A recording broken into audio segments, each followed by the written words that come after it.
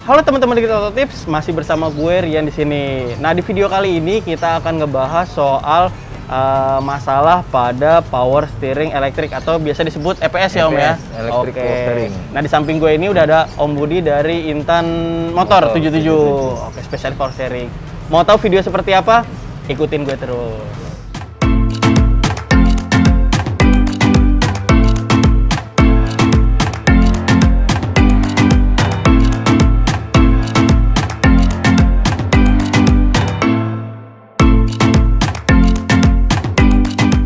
Oke, ya. Om Budi.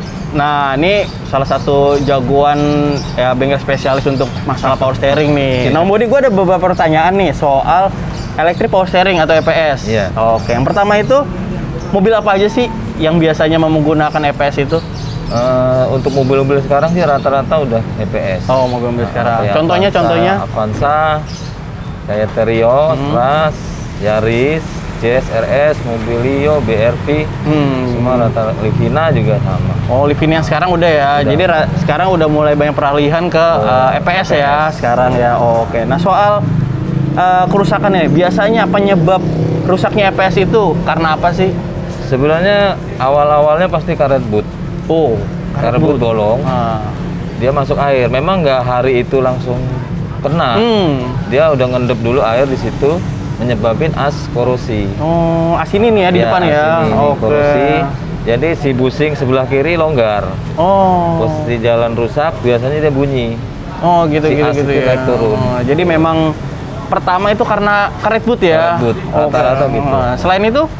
Selain itu medan jalan juga kan. Oh, medan jalan. Penyebabnya juga medan jalan. Lobang, karena sering lobang itu bisa sama. Nah, selain asnya nih, bagian mana lagi sih Om yang biasa sering rusak pada EPS nih? Biasanya di bearing di bawah ini. Oke. Ini biasanya dia udah rontok. Oh, itu ada bearingnya tuh ya? Ada bearingnya. Itu biasanya penyebab rontoknya karena apa tuh Om? Ya itu karena air, karat. Nyebabin si bearing bambu, dia kan kecil-kecil. Oh, copot.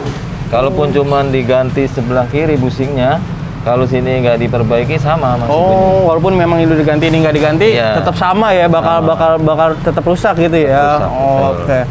Nah, terus perbaikannya seperti apa? Solusinya paling dibuka, kita lihat asnya kan. Kalau udah korosi dalam begini, itu kemungkinan untuk sembuh itu susah. Jadi dilihat dulu dari kondisi asnya ya. Mesti dibuka. Mesti dibongkar dulu. Oke, terus busingnya nanti diganti. Terus bearingnya sini diganti, ini juga dihalusin lagi, dibubut. Oh, ini apa nih namanya? Ini pinionnya. Pinionnya ya? Oh. Kalau ini korosi juga sama. Karena kalau kita setel padat, dia hilang bunyinya. Oke. Cuman setirnya kan berat. Berat, terus pas kita mau putar balik biasanya nggak mau balik sendiri. Nggak mau balik sendiri. Itu karena berarti? Karena udah disetel kenceng. Oh, udah setel kenceng. Buat ngilangin bunyi tadi. Buat ngilangin bunyi. Tapi efeknya dia setirnya berat, putarannya gitu ya. Putarannya nggak smooth lah. Oh, oke. Berarti kalau misalnya bagian as ini kayak udah korosi berat gitu loh. Berarti kemungkinan harus diganti baru atau seperti apa? Biasanya diganti part. Harus ganti part gitu ya. Oke. Nah, kalau untuk bagian busingnya bisa diperbaiki atau juga diganti? Kalau busing diganti. Udah pasti diganti? Diganti. Nah, kalau untuk apa sih kerusakan memang yang terlalu parah gitu loh, sebenarnya lebih baik memang diganti per part atau SC gitu sih Om? Sebenarnya enakan ganti SC. Ganti SC, alasannya kenapa? Alasannya kalau ganti as itu kadang ada yang jual, ada yang nggak ada gitu kan. Gitu. Kalau Avanza sih rata-rata ada, cuman imitasi biasanya. Oh, jadi memang sebenarnya yang asli itu nggak dijual cuman per komponen ya? Nggak ada. Dia harus satu bulat gini. SC gitu ya? Jadi memang sebaiknya lebih condong berganti satu SC, unit power steeringnya ya? Iya, betul. Oke, nah terus kalau untuk EPS sendiri sebenarnya bisa substitusi nggak sih Om? Tadi di antar mobil gitu? Maksudnya? Substitusi power steeringnya gitu loh, misalnya dari Avanza dipakai ke Livina atau sebaliknya atau gimana? Nggak bisa? Beda. Kenapa tuh? Karena konstruksinya beda. Kedudukan buat ke sasisnya itu beda-beda setiap mobil. Jadi memang udah disesuaikan dengan mobil tersebut ya gitu ya? Cuman kalau untuk Avanza ke Terios bisa, cuman beda long terotnya. Oh, long terotnya. Berarti harus ada penyesuaian lagi. Iya, gitu penyesuaian lagi. Cuman dia kan kalau Avanza kecil.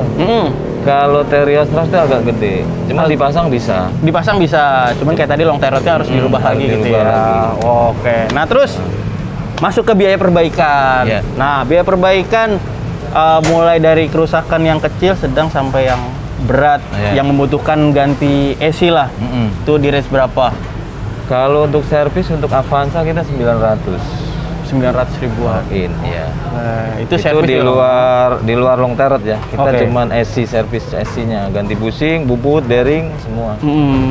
Nah, itu kalau kerusakan yang memang masih bisa diperbaiki. Nah, kalau udah masuk ke sedang sama berat, kalau biasanya kalau ganti ada pilihan mau pakai yang lelang-lelangan atau mau kayak yang dus. Bener baru gitu ya. Bener baru gitu. Dari harga berapa sampai berapa, Om? Kalau untuk Avanza itu 2,5. 2,5 juta. Nah, kalau model kayak apa tadi, Livina atau memang mobil-mobil kayak apa ya, Mazda gitu-gitu, di range berapa? Kalau Livina itu sekitar 2,8 sampai 3,5 juta. Itu udah termasuk long terot. Udah termasuk long terot karena memang dijualnya segitu ya. Ada long terot ya. Betul. Oke. Nah, terus waktu pengerjaan servis sama ganti AC membutuhkan waktu berapa sih, Om? Pengerjaan sih rata-rata relatif ya, 3 sampai 4 jam paling lama. 3 sampai 4 jam, berarti masih bisa ditunggu dong ya? Bisa datang pagi, siangnya selesai, mobil beres, tinggal mau pulang. Oke. Siap. Jadi terus yang terakhir nih, tips dari Om Budi bagaimana bikin EPS itu awet? Tipsnya sih sebenarnya kalau untuk EPS yaitu perhatikan karet boot. Kalau dia ada bolong sedikit langsung buru-buru ganti karet bootnya. Nah, setelah sebelum dipasang dikasih grease. Di ujung sini kan ada as ini. Iya. Dikasih grease dulu, baru nanti diikat karet boot yang masih utuh. Gitu. Jadi memang sebenarnya tipsnya itu dari kondisi karet boot aja ya? Iya, karet boot. Ya. Jangan sampai si as ini korosi dalam. Gitu. Biasanya kan orang nggak perhatiin tuh karet bootnya. Betul. Atau begitu udah bunyi setir baru dibuka. Mungkin memang kurang perhatian ya. Sebenarnya harus ya minimal karet bootnya tuh tahu sobek apa enggak gitu kali ya. Iya.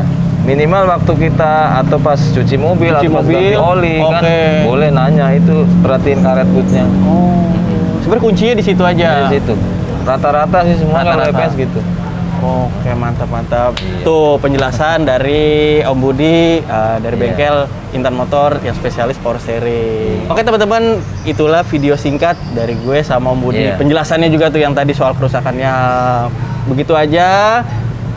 Kalau memang teman-teman belum subscribe channel Grit Auto Tips, langsung aja di subscribe. Jangan lupa nyalain tombol loncengnya. Kalau memang berkenan untuk berbagi informasi, diskusi, tulis aja di kolom komentar. Dan kalau alamatnya untuk bengkelnya nanti ada di bawah ya teman-teman ya. Oke, main juga ke Instagram kita @gritautotips. Langsung aja di follow tuh teman-teman. Oke, sekian dulu dari gue sama Om Budi. Ya. Terima kasih.